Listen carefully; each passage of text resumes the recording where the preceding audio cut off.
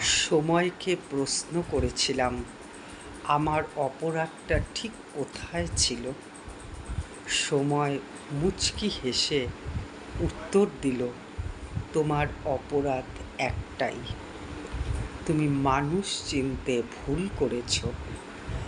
আর তারা সেই সুযোগে তোমাকে টিস্যু পেপারের মতন ব্যবহার করে ছুঁড়ে ফেলেছে। সবাইকে নিজের ভাবতে নেই, দিনের শেষে সবাই তো অভিনেতা। বন্ধুরা, মনে হলো যে এটা খুব একটা দেখা আর কি, ইচ্ছে হলো যে তোমাদেরকে এটা বলি আর কি, তো তাই বললাম।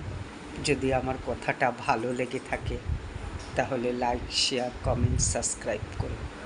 তাহলে আসছি, টাটা, শুভরাত্রি।